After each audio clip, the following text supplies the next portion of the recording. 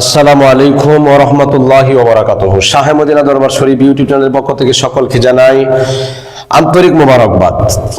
আমি প্রতিদিনের মতো আজ আরেকটি গুরুত্বপূর্ণ বিষয় নিয়ে আলোচনা করব। সে বিষয়টি হলো চারটি কর্ম জানলে গুরু বা পীরের বা মুর্শিদের ইহকাল পরকালের সাথী হওয়া যায়।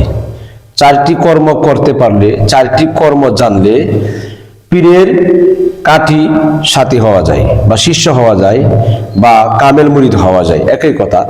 আসুন তাইলে কিভাবে আপনি একজন গুরু বা শিষ্যের কামেল মুরিদ হবেন বা সাথী হবেন বিস্তারিত আলোচনা করছি। আলোচনাটি শুরু করার আগে ভিডিওটি শুরু থেকে শেষ পর্যন্ত দেখার চেষ্টা করুন। চ্যানেলটিতে যারা নতুন আছেন আপনারা সাবস্ক্রাইব করে আপনারা পাশে থাকুন।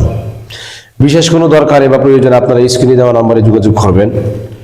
এটা শাহে মদিনা দরবার শরীফ, কিশোরগঞ্জ জেলা, কিশোরগঞ্জ থানা, গাবতলী গ্রাম, বৌলা ইউনিয়নে অবস্থিত। আসুন খোলামেলা কথা বলি।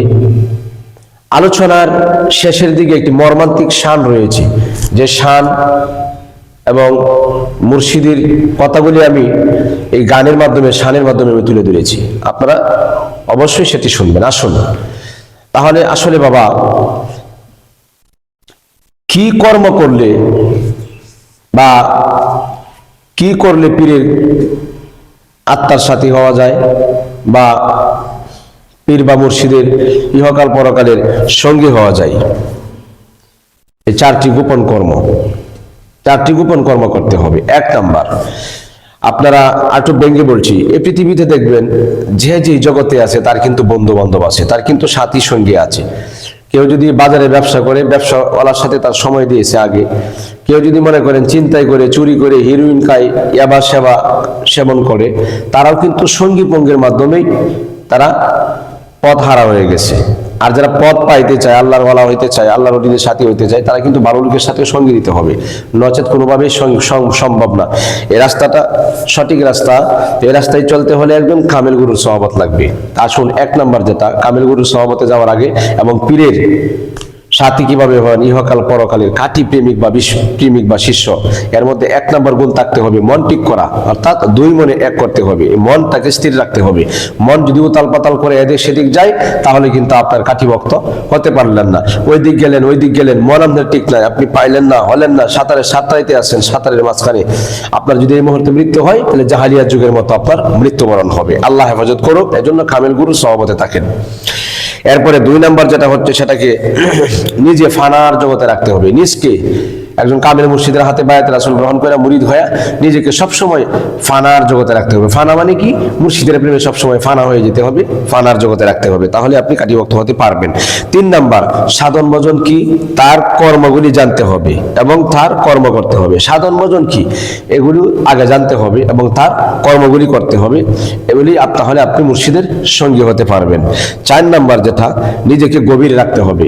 দেখবেন এদের কথা হেনে নেয়, এই বাড়ির কথা এই বাড়ি, হিন্দে মানে কথা একটা আছে না, যে মানুষের যেটা বলে আর কি, টুটনামি বা কুটনামি বা পাতলামি একটা ভাব, এটা করা যাবে না। গভীর জলের মাছ হতে হবে, গভীর থাকতে হবে। কারণ আপনি একজন মুর্শিদের গোলাম, আপনি একজন মুর্শিদের প্রেমিক, আপনি একজন মুর্শিদের দাসী।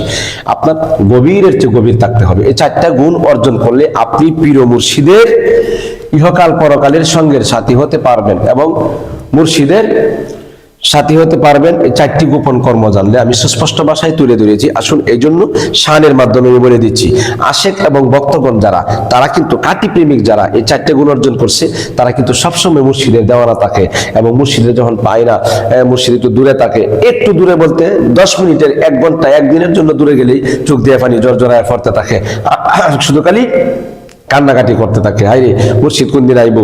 মানে এমন বিবর হয়েছে মুর্শিদের জন্য। এই যে বলছি যে ফানার জগতে রাখতে হবে, সবসময় ফানা, মুর্শিদের জন্য বিলীন হয়ে যাওয়া এবং পীর মুর্শিদের প্রতি নিজেকে নিজের মনটারে সবসময় স্থির রাখা, এই গুণগুলি যার মধ্যে থাকবে, সে দেখবেন যে 10 মিনিটের জন্য একটু কথা না বললেও তার আর ভালো লাগে না। এই জন্য শানের মধ্যে বলছি, আশেক কালী কইতেছে, সাধু বলে, প্রাণের মুর্শিদ আসিয়া কাছেতে বসিয়া, বাবা আমার আসিয়া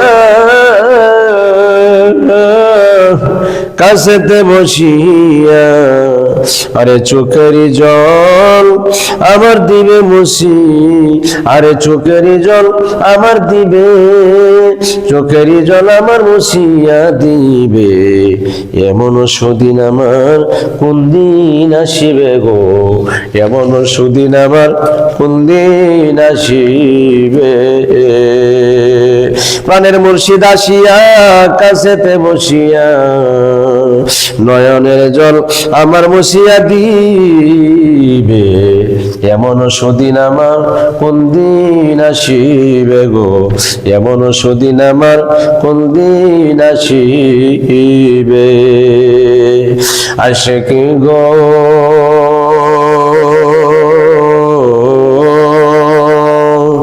আরে বল গো আশিক তোরা আমার মনু ধরা,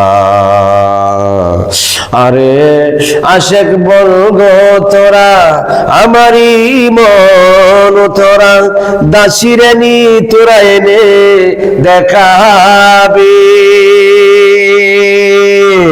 আনতে যদি পারো প্রতিজ্ঞা করো, আমার মুর্শিদের আনতে যদি পারো ওয়াদা করো, তার সঙ্গে নিয়ে আমায় তাকিতে দিবে, এমন সুদিন আমার কোন দিন আসিবে, এমন সুদিন আমার কোন দিন আসিবে। ও আশিক গো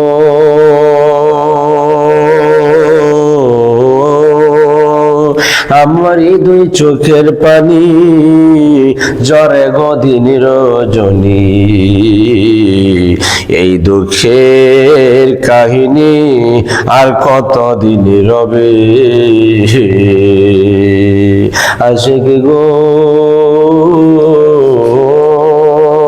আমার ওই চোখের পানি ঝরতেছে গদিন রজনী, এই দুঃখের কাহিনী আর কতদিন রবে।